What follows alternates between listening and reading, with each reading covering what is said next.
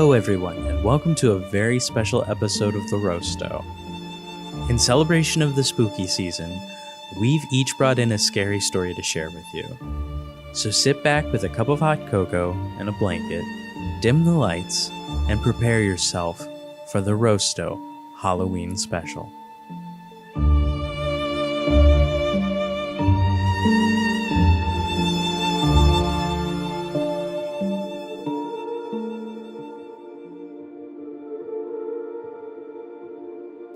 So I guess the first thing that you kind of really have to know about me is that I am a very spiritual person. It's not something that you would really know just by looking at me or by just a general conversation, because I'm pretty private about it. But I am very spiritual. I am also very, very into the paranormal. I would even go so far as to say that I actually used to seek it out, and I used to investigate things, and it was a part of my life for a long time that I ended up putting aside until very recently, actually, until I met TheInevitableGrey, and we decided that together we could possibly look into some of these things and do it in a way that I've never done before. I come from a background of I'm here to help people. I'm here to try to explain or debunk things, as a lot of paranormal investigators will tell you, before I definitively say that there is anything out there. And I would never go so far as to say that I was a professional paranormal investigator. I never did it for a living or anything like that, but it was definitely something that I was involved in. I knew people, I knew the community, and it was a thing in my life for quite a while.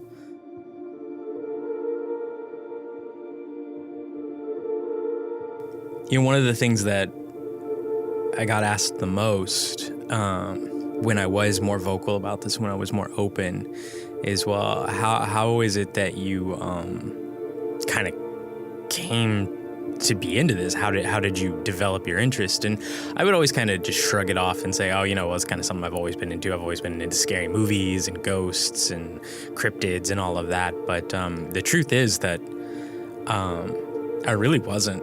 As a kid, I was terrified of stuff. I couldn't do scary movies, even though it's really not that scary. I remember seeing Freddy vs. Jason when that came out, and the opening montage scene of Freddy stuff just was a no-go for me. I couldn't do it.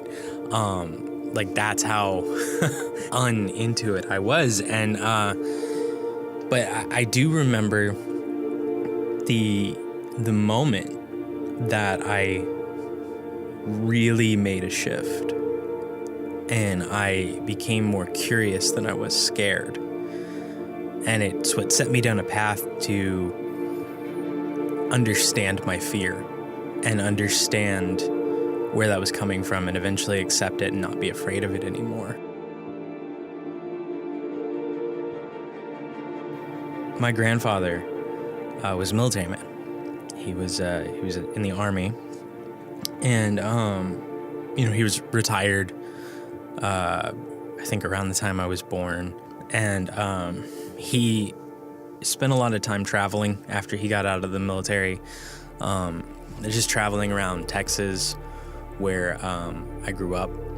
And he was also a very religious person, very much tied to his religion, but not in a way that was pushy or offensive or trying to shove it down your throat. He was just if you wanted to talk about it, he was willing to talk to you about it. And he would gladly share what he'd learned through reading the Bible and through just life in general, because he was very much like me in that he read, he understood, and he didn't ever really take things at face value.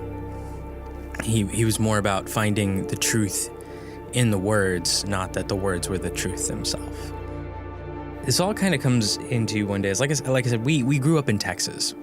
Or I grew up in Texas. And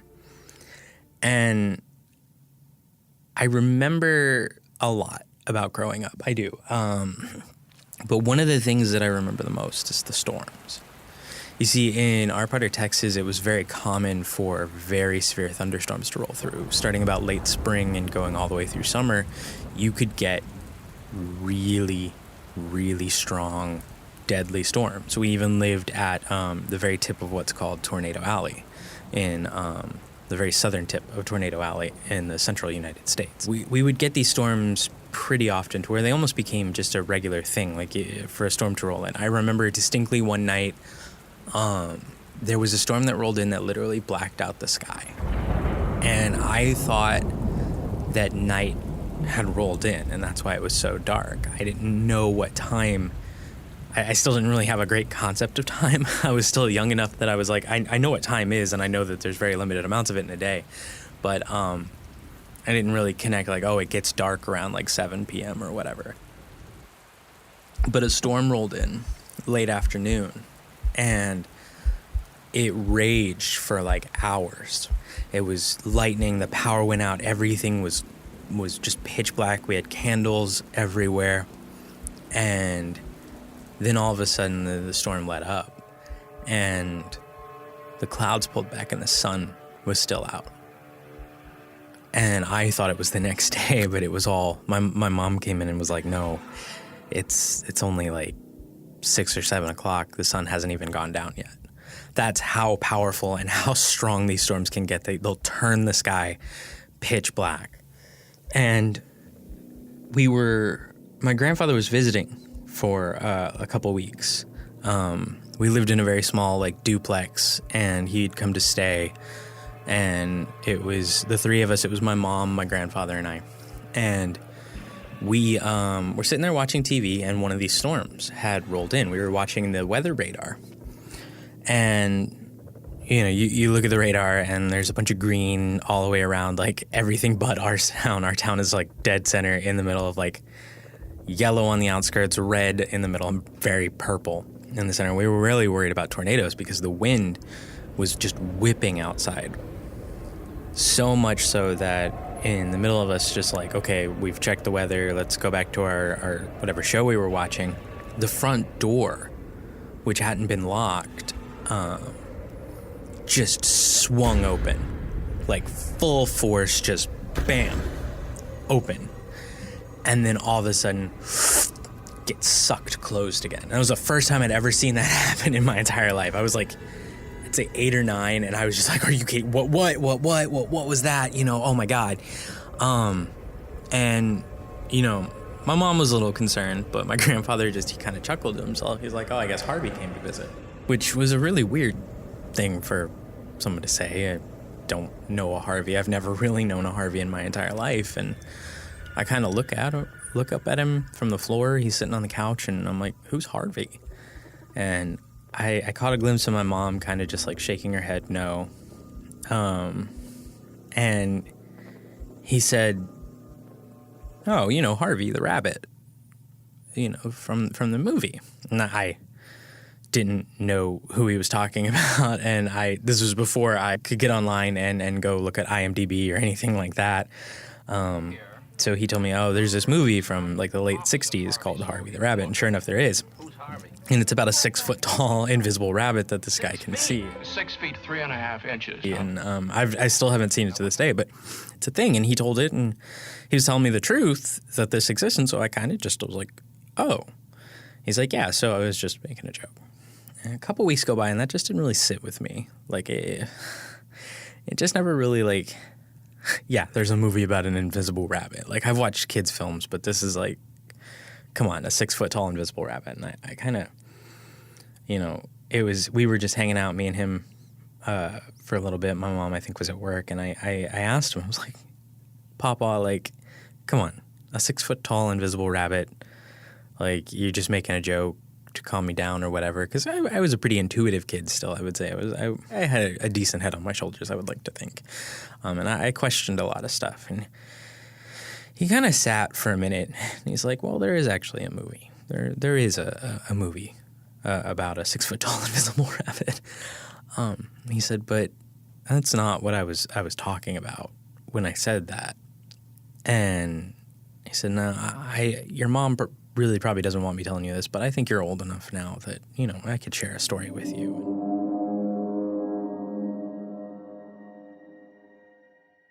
He told me a story about something that happened to him. He said, well, I was stationed in Germany for a couple of years when your mom was little, and your mom and your aunt were little, and this was before my uncle was born. And we lived on base, and I was working, and your grandmother and the girls would stay home, if they didn't have school and stuff, and we would watch TV, in the living room together every night, and or any night that I could get home or I wasn't working late, and we, this was like the late 70s. We were watching TV, and Harvey the Rabbit was on, and we, we had just finished watching that, and the credits were going, and then all of a sudden our door to our base apartment, which has these heavy deadbolts, just swings open. And he's like, this was like an apartment complex, like the inside of the hallway and stuff where the door would be. There's no wind, there's no outside force. It's a hallway. It's an enclosed hallway, and it just swings open. And I'm thinking to myself, well, maybe I just forgot to lock the deadbolt. I don't know what's going on. But as a joke, to keep the kids from being scared, I went, "Shut the door, Harvey." And then, wham, the door closes. And I looked at your grandmother, and your grandmother looked at me, and we're like, oh. And the girls thought it was funny. They thought, whatever. And I went and I checked, and the deadbolt was actually broken. I had locked it, and it had broken. So this had pushed this door, this deadbolted door, wide open with enough force to break a deadbolt. So the next day, I take off from work, and I go ahead and I reinstall the deadbolt. I put in the work order. I'm like, I'm just going to fix it because it'd take forever. And I get it installed and make sure it's working. And a couple other nights go by, and, nothing. And then one night, wham, the door opens again. And I know I had deadbolted it. I knew I had deadbolted it. And I looked over at the door, and I said, Harvey, we can't keep doing this, because I was trying to keep my daughters from being scared. I said, we can't keep doing this, Harvey. You can come in and out, but don't you break my door. And the door wham, closed again.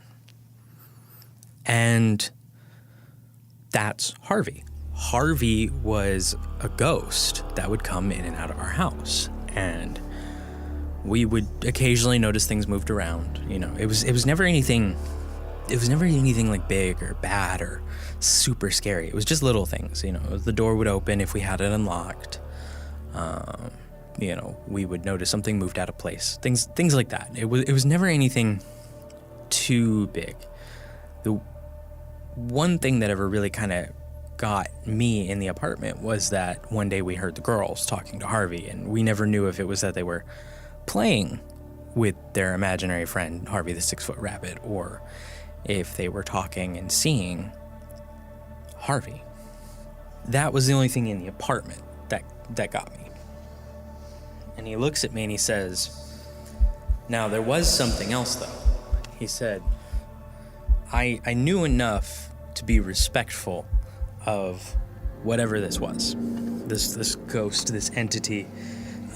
What I would later, years later, after he told me this, I would learn, which was called a poltergeist. Just a little bit of a mischievous one. He said, I knew enough.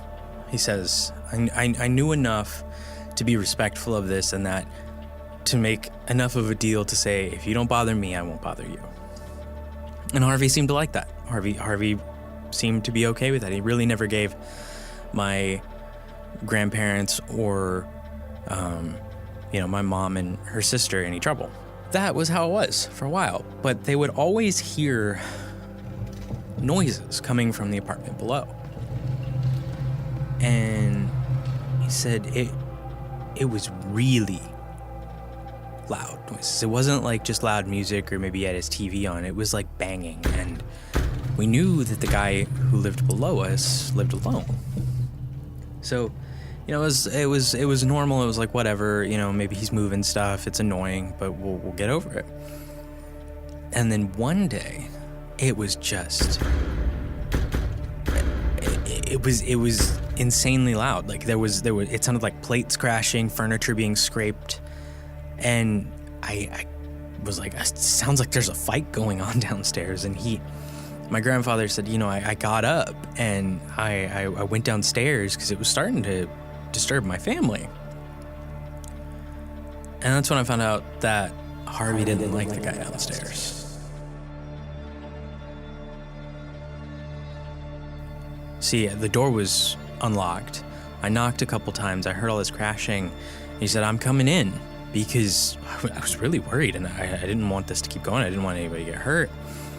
And I opened the door and I see the guy that lives in this apartment. He's cowering in the corner, just cut up. His face has scratches all over it. He's bleeding in a few spots, not deep cuts, but just enough like when you get a good scrape.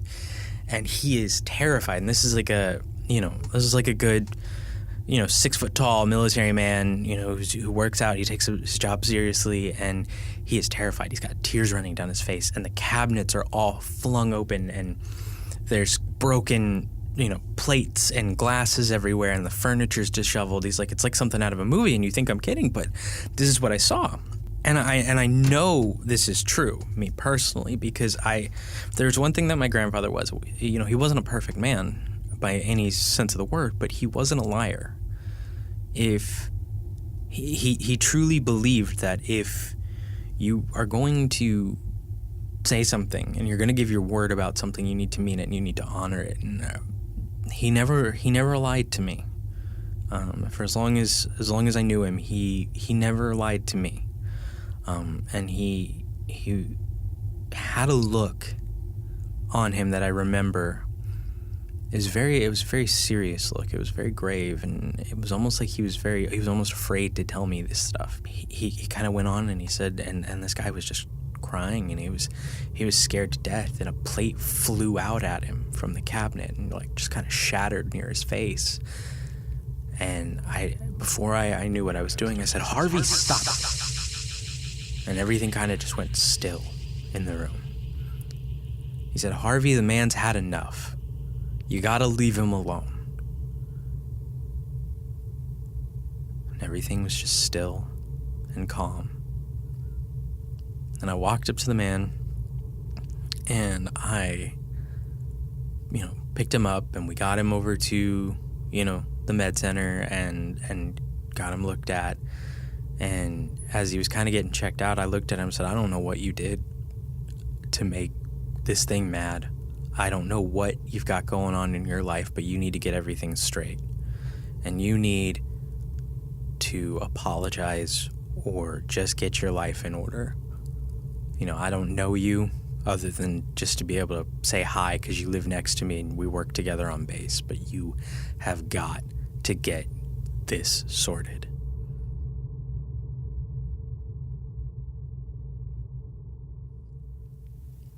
And he never saw him again. The next day, the guy moved out. He said he moved out. He was gone. Doesn't know what happened to him. But the next family that came in never seemed to have a problem. They were just a married couple with, I think, a kid or two is what he said. And he said, they never seemed to have a problem. And the only thing that ever happened with us is that our door would open occasionally. Everything kind of calmed down, and we eventually moved, and we came back to the States, and that was it. That was the end of Harvey. And that was kind of the moment for me, because I learned a lot from that story. I would be remiss if I said that I wasn't terrified while he was telling me, especially when I heard that this thing, whatever it was throwing plates back and forth at this man and hurting him and meant him harm. And I look back at the story with more context as I've gotten older and I've learned more and I've done research, and whatever it was in there, it wanted to hurt this man, and that is very troubling, because for a spirit to want to hurt someone and there to be malicious intent is well,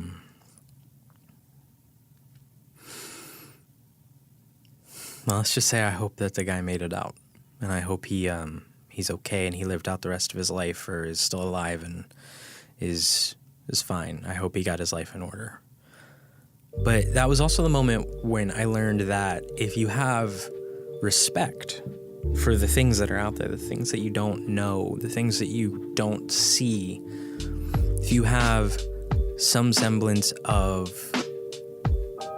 maybe not reverence, but just humility and humbleness to say that, and just respect that this is a thing that was formerly alive and it is trapped in a loop, or has enough intelligence about it to want to communicate and to have that respect and be willing to listen and know when enough is enough and when to be quiet. It fascinated me, and you know, I from then on I was kind of hooked. The scary movies and stuff that I had seen just kind of all like, well, that's just movies. That's not real. Those things can't hurt you. Those things can't, you know, and it's not to say I never had nightmares again about seeing a scary movie or anything like that, but it wasn't the same, because from that moment on, I felt like I knew something.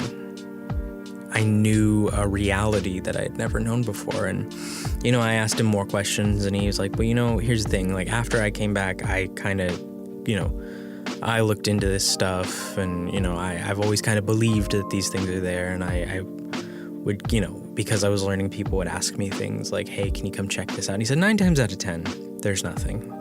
He said, you know, you hear stories about people saying that they hear a woman screaming, you know, in the dead of night, and you look at where they live, and they live right in the middle of bobcat country. And when you hear a bobcat howl, especially at night, and you don't know what it is, that's exactly what it sounds like, is a woman screaming.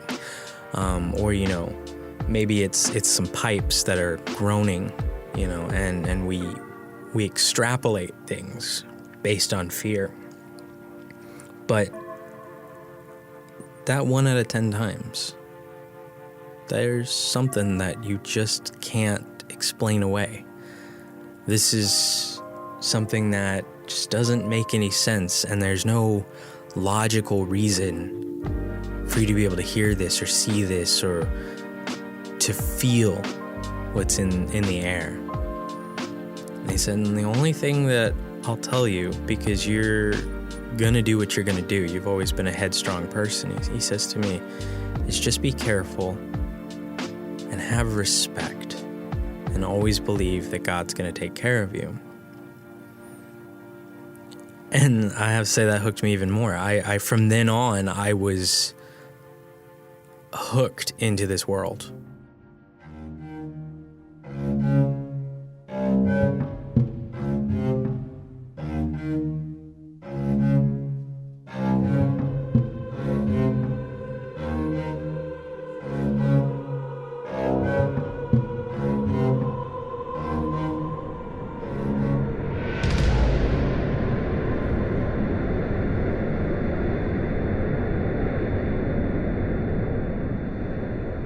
The man in seat 43A died halfway across the Atlantic.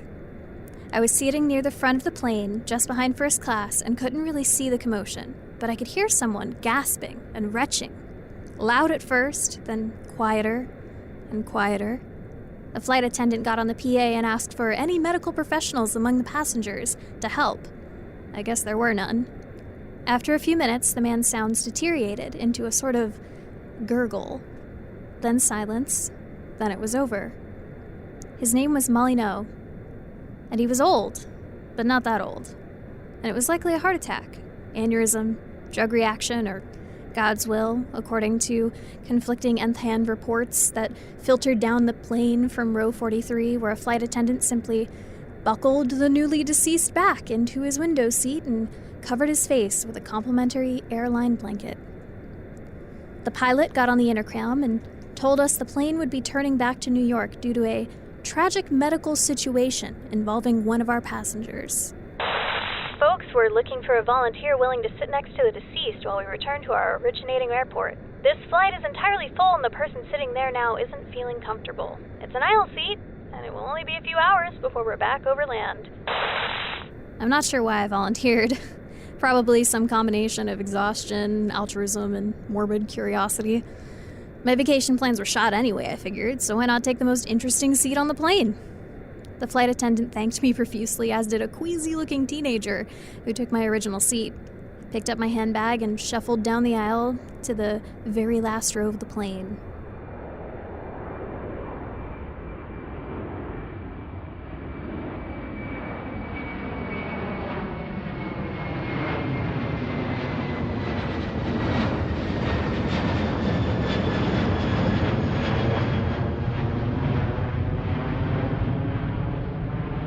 My only prior experience with corpses was an open casket funeral for my grandmother when I was a kid, but the idea of death had never particularly bothered me. It's natural, after all. That said, I admit that I second-guessed my decision as soon as I saw my new seatmate. Mr. Molyneux, rest in peace, sat upright between the window and me, strapped around the waist with a blue fleece blanket covering his torso and head. The blanket did not cover his hands, which were resting on his lap above his seatbelt, placed that way by a flight attendant as a sign of respect, I assumed. Molyneux's pale fingers were twisted into claws that betrayed the agony of his death. I couldn't look at those hands without imagining what his face looked like under the blanket. I thought of asking for a second blanket, but the flight crew was still busy calming down other passengers and preparing for our U-turn around the Atlantic Ocean, so I tried to forget my uneasiness and closed my eyes. I slept.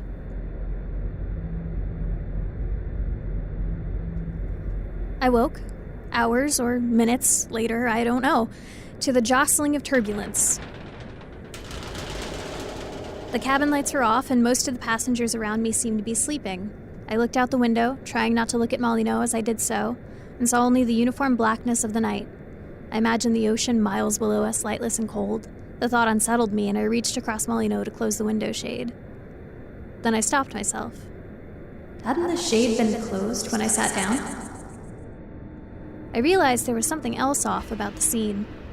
Molyneux's posture had somehow changed while I slept.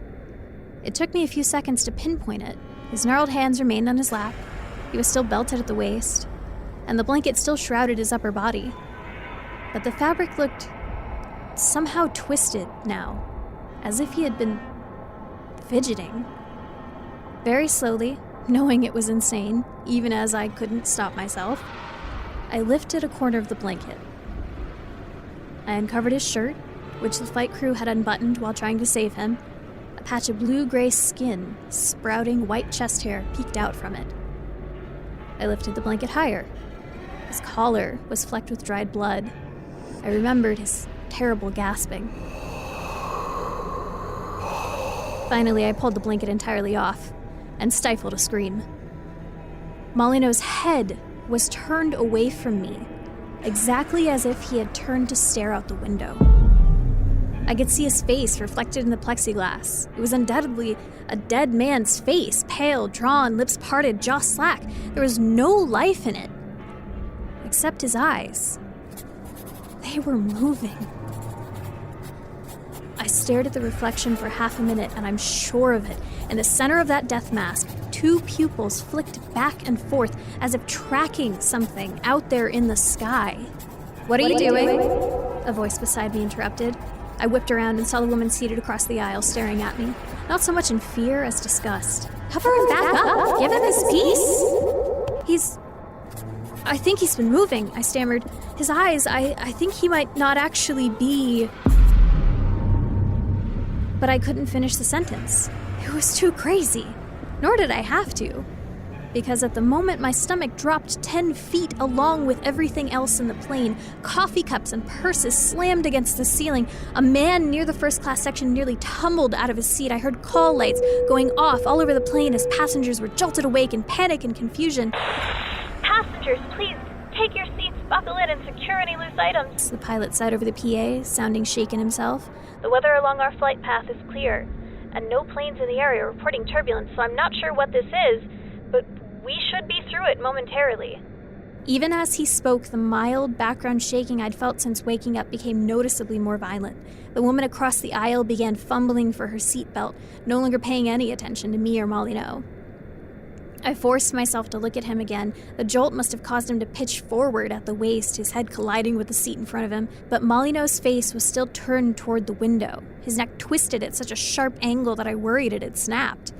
I looked at his hands again, and the pallor of his skin. 3 flight attendants and a dozen passengers had witnessed this man's death, and I could not rationally imagine they were mistaken. And yet, in the reflection of the window, his eyes, left to right, left to right. I had heard that strange reflexes sometimes kicked in after death, limbs flailing, headless chickens running, nerves clearing out the last backlog of instructions from the brain, but the eyes, I had never heard of that. I made myself look past that unsettling reflection at the sky itself. It was still dark, moonless, and cloudless, but the atmosphere seemed to have taken on a strange hue. A very dark green, like pea soup fog. I thought I could see vague shapes swirling around in the murk, though it might have been an optical illusion. I recoiled. I desperately wanted to be anywhere else right then, but the rest of the cabin was approaching a state of pandemonium. Flight attendants were hurrying up and down the aisles, attending to spills and bruises, even as they tripped and staggered. The entire plane was shuddering, like a barrel going down the rapids. A series of jolts sent Molyneux's upper body swinging back and forth like an upside-down pendulum. He was thrown backward into a seat, then sideways into me, a horrible feeling I will never forget, and then the opposite way, his face slamming directly into the window where it came to rest. That was enough for me. I unbuckled, leapt out of my seat, and locked myself in the bathroom directly behind me. I would cower on a toilet for the rest of this hellish flight rather than spend another minute sitting with Mr. Molyneux. This plan worked for a half hour or so. I braced both my arms against the bathroom's walls and listened to the chimes of flight attendant call buttons, the whine of jet engines, and the growling of the sky. I tried to calm myself by visualizing the skyline of New York, the JFK airstrip, a calm descent. But then I imagined Molyneux's window, his face mashed up against the glass like a little boy's, his dead eyes searching the night. The captain's disembodied voice called me back to reality. He sounded outright scared now, and the PA kept cutting in and out. Extremely anomalous weather. Need everyone in their seats in the emergency position. Immediately. If we depressurize. The turbulence stopped for 4 or 5 seconds, and then suddenly it felt like I was inside a washing machine. I bounced against the walls of the bathroom, landed on the floor, and could barely manage to get the door open, crawl on all fours into the aisle. All 3 flight attendants were down, sprawled on backs and bellies between the seats. Some of the overhead luggage bins had burst open and spewed baggage out. Many of the passengers were weeping, a few prayed, and through it all, the plane would not stop shaking. I heard a series of small bangs above my head and felt something wet on my cheek. Every single soda can in the galley had exploded. I climbed into my seat and belted myself in, having briefly forgotten about Molyneux and my terror. But he was still in his seat, of course, whipping back and forth like a flagpole in a hurricane, headbutting the window so hard that I could see the plexiglass balloon outwards and rebound each time. I became worried he'd crack the window, though that's supposed to be impossible, so I overcame my revulsion and grabbed his shoulders, but I couldn't restrain him again and again. His head hit the window. I began to fear that it was not simply the motion of the plane that compelled him. No one else in the plane was watching this. Some of the passengers had rallied and were trying to pull the injured flight attendants out of the aisle. Others were whispering goodbye messages into their phones. I heard something crack beside me, and hoped desperately that it was Molyneux's skull and not the window. Outside, I could see that the green fog was alive, with swirling amorphous shapes. Another explosion. Not pop cans this time, but pressurized oxygen escaping into sky. Molyneux had managed to smash out both window panes in one final blow. Now his mangled head was hanging outside the plane, and the rest of his body was straining to follow it, restrained only by his seatbelt and the width of his shoulders. An alarm went off in the cabin, and a jungle of oxygen masks fell from the ceilings. I put mine on at once, but heard other people screaming. Some passengers were trying desperately to get masks on the unconscious aircrew, but the plane was shaking more violently than ever, and loose debris was flying up the aisles toward my row, toward the hole a dead man had made in the airplane.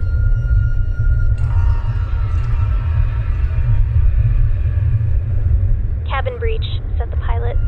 Limited backup oxygen, so I'm trying to descend to a safe altitude. Hard to do that in this storm, or whatever it is. God be with us. Once I was sure that I could breathe and was no longer in danger of being sucked out myself, I took one last look at Molyneux. His head might have torn clean off outside the window for all I could see of it past the rest of his body. I pictured those eyes again, which had seen something in the sky that we had not seen, could not see. Even as it now threatened to shake the plane apart, there was some connection between these events that I might never understand. But even without understanding, I could make the last move available to me. I reached over Molyneux's lap, lifted one of those cold, clawed hands, and unclasped his seatbelt. There was an intolerable crunching noise as, I presume, his shoulders were squeezed and crushed to fit the window frame. And then, in a split second, he was gone. Out the window, into the night, a pale old man falling end over end toward the black ocean. "Whatever you saw out there," I whispered. "Whatever you were looking for, go to it and leave us be." The green fog lifted a few minutes later, and the plane descended until it was safe to breathe without the masks. Less than an hour later, I really did see the JFK airstrip. A whole squadron of police and ambulances met us on the way down. The flight attendants and several passengers had to be hospitalized, but as far as I know, no one suffered serious injuries. Federal investigators eventually concluded that we had flown through a localized weather anomaly, witnessed by no other plane in the sky that night. Some sort of debris must have been flying around up there with us and taken out the window at 43A, they wrote in their report. This event led to a sudden loss of cabin pressure, in which the body of a passenger who had died earlier in an unrelated medical emergency was ejected from the plane. I expected to hear a lot more about it on the news, but I suppose in the end it was just one of those things. The airline had no interest in publicizing the incident, of course, and the passengers had no desire to relive it. For most people on the flight, it was simply a freak tragedy followed by a close call, and all's well that ends well. I'm the only one that will still dream for the rest of my life about Molyneux's eyes and what they saw on the way to the ocean.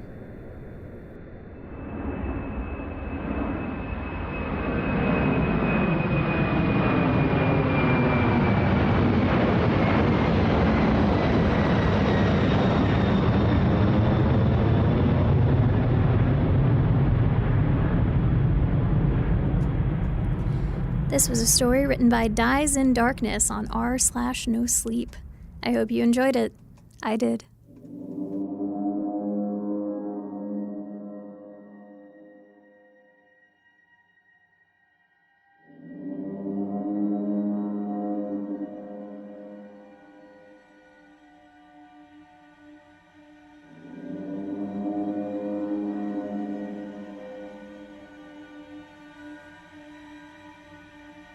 Hey, my name's Darkosto. Welcome to the Rosto Halloween special.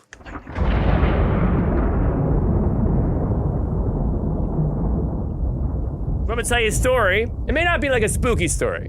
Whenever I tell anything, it seems you can't take me seriously anyways. So if you're not scared, that's fine. I might have to dial it down. Okay, so I used to live in Louisiana. That's it. That's the scariest story. That's what you guys think. Okay. So I used to live in Louisiana, Northeast Louisiana, when I went to do my master's, and I was that was a New Yorker, and everybody else was telling me about all the places to get really good fried foods and etouffee and everything like that, and all the places we could go to hang out and this and that. And they were like, you got to go to see the Ghost Light. And I was like, what? And they're like, yeah, we go to Arkansas, and there's this town called Crossit, and you see a ghost light. I was like, this sounds like I'm going to get out in the middle of some country road or something like that, and that you're just going to leave me in a ditch. Like, it's a Texas Chainsaw Massacre. I don't know if you know this. I have a fear about a few things. Eyes being poked out. Less of a deal because of the glasses, but also glass shards now, more so. That seems way worse. So eyes poked out, losing a limb. Also being out in a situation where the Texas Chainsaw Massacre or The Hills Have Eyes happens to me. That scares me a lot. I would know what I would do in that situation. Because people are like, it's like you have somebody who's about to like just get their chainsaw out, and everybody starts freaking out. It's like Basic Instinct. I don't know, would I be the guy that'd be like, would I just punch? Or if I was being mugged, would I just like, if I was being mugged, I don't know if I would instantly be like, no, I'm not going to give it to you. You're going to have to shoot me. Or if people were like, take my wallet. Like, I don't know if I'd cry. I might cry. Anyways, so they tell me about this ghost light. And I was like, this sounds really weird. So we get ice cream beforehand. I guess that they were trying to lighten the mood with ice cream. I was wearing my Brooklyn Dodgers green hoodie at the time. We get in the car, we drive 45 minutes north to this town called Crossit. And it's at night because you have to go and be there around like 12 to 1. That's like the best time. And we're driving down up the interstate. And then you get to Crossit, you turn off, and then suddenly the roads start getting real bad. Which is really amazing because Louisiana has terrible roads anyways. It's actually funny when you cross over into Texas. It's like these amazing roads. Like where Texas starts based on the roads. Okay, anyways, as you're driving up, you get off the road and suddenly you hit these kind of terrible just country out in the middle rural roads. And then you drive up and there's this Crossit like airport, which is like the size of this building because it's so tiny. It's like in GTA, there's like one building or something like that, so it's super tiny. I don't even know if it's a municipal airport or something like that. Like you get in your own plane kind of thing, and just there's one person. Anyways, so you drive down the airport. The airport's on your left, and you drive down a dirt road. Because now we are in this massive road, or all these like dirt roads that are intersecting in the woods. And at this point, when you turn off, it's pitch black. There's no lights hardly anywhere. You see all the stars. There's no city lights, nothing. You're so far from anything. And so you go past the airport, and then there is a house on the left that somebody lives in. I don't know who it is. They're probably tired of all the people driving by to see the ghost light, I would imagine. They're just like, no, this kid's watched the ghost light again. Or they could be the ghost light. So you drive down, and you pass the house. Then you're supposed to go to the intersection, the little intersection where the other road meets, because there's a whole network of dirt roads behind it. And so you're driving down, there's a tree that you pass on the right, and then there's this like, then the grass and trees kind of die down. It's like a swamp-ish, right? So you drive past this tree, you go to the crossroad area, which is like maybe quarter mile down, and you turn around to face back the way you came. And then you sit there, and you hang out, and you wait. And it's super creepy because it's the middle of nowhere, and you're on a dirt road, and people could kill you. I mean, I felt like I was going to be murdered, which is not okay. That's scary. I don't want to be murdered, prematurely. That's a scary moment. So, but I was with other people. I don't know if they would have been people that could have protected me. They weren't very physically fit in that regard. And I don't think we had any weapons, although it was Louisiana, so it's possible there was some guns. So you sit there, and it's so weird because it's just like, you hear bugs and like frogs and all this kind of stuff just making all their regular noises, but you feel so isolated from anything. There's like that one dude in the house, but you don't know what's going on anywhere else. There's nobody ever driving by. It's just so weird to be so far from anything even any cities, any other civilization. It's so creepy to me to be out in the middle of nowhere, like camping, for example. There's a story I read where this guy was walking down these hiking trails, and it was like a quarter mile or half a mile behind because it was so you could see all the way down. There was like this person that was just like over the course of 3 or 4 days, just like following them, and they would kind of like they would try to get ahead, and they'd look back and that person's still back there. They're just like keeping the distance, and then they go off the trail when the other person was out of sight, and they try to go far enough off the trail, and then they heard that person, or they assumed that person, coming in to the campsite to try and like poke around. And then they got out and ran to the next like town or something like that. It scares me to death because parasites, what's that thing when you eat other people, you're a cannibal? Prions and people in the woods that are just randomly there with nobody else to help you. That stuff scares the heck out of me. So you're sitting there and there's nobody to turn the lights off. And then you wait. And then if you're lucky, there is, and I'm not kidding you, I would never make this up because I'm a terrible liar and I feel bad if I lie. I'm not even kidding you, usually multiple times. There was a green orb that was at the end of the road that slowly will move across the road.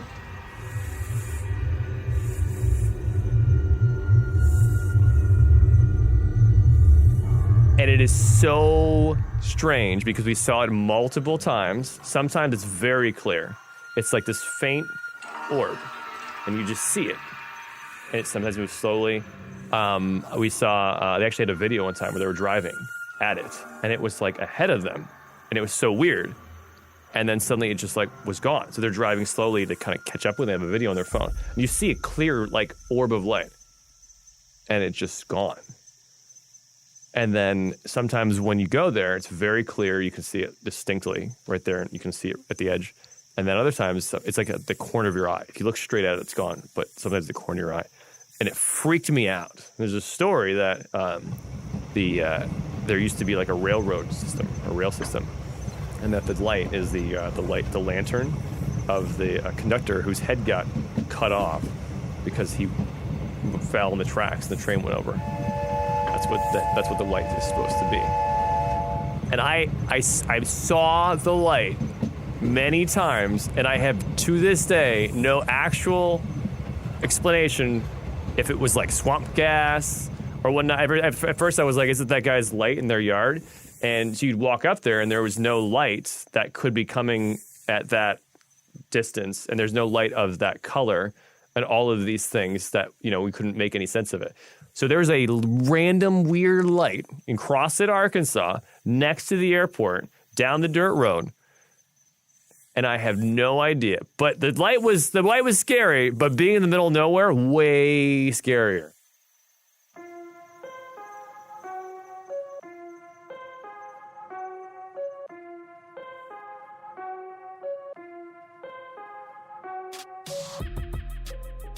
I think we went like 5 or 6 times probably over the course of a couple of years, because we were like, this is the thing we would just go do, make playlists, and we would go and have a good time going and back. But it was I think not, we didn't see it as something every time. Sometimes it was just nothing, but there was definitely I think 2 or 3 times that we saw something. But it's like this varying degree of visibility, and people all like go there that went there have seen something. Absolutely no ideas. I do believe that there are ghosts. I know there's like the whole thing of like there's no like energy can't just be removed. It has to move somewhere else. So like the whole like idea of like where's the energy going? Is it like in this? Is it this force or something like that? Or is it limestone or something that has these like almost repetitions of there's like certain stone, if you live near it, there are these like random events because the mineral or something causes these like strange like phenomenon or something like that kind of stuff.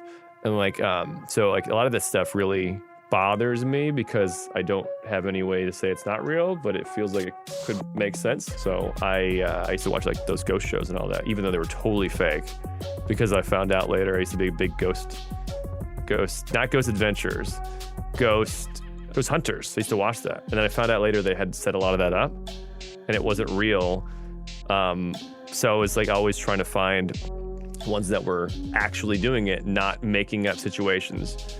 But then I'll go and I'll find, and every so often I will go on Reddit and I will find these like EVP recordings and all that. And I get like this, I just had a chill down my spine because it like, every time I've heard EVPs of these random voices. You never know if they're real or not. Like you don't know if it could be just somebody like we're in a field and you're just saying stuff, you know? But it's so freaky to me because if it was real and somebody's saying these words, like it's just like one of those things, like there's this SCP thing where you can't see the entities that are like walking around and then you put on these special glasses and they're everywhere. But if you look at them, you'll have these lacerations and things like that, but they just live among us until you literally look at them. And then that's it. It's like you get this idea of me putting these glasses on, like these things everywhere. It just freaks me out. It flips me out. I don't like it. And I will do this when I'm in bed, trying to go to sleep. And then there's no comfort in knowing there's a cat on my leg and then another person, Ash, who's sleeping. But I'm sitting here on Reddit reading these stories and it's like, oh, the spine, all up and down the spines and all that. And I just do this myself at least every couple weeks. Yeah. Okay, I'm thoroughly freaked out now.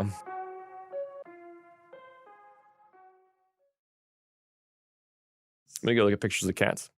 Cats standing up.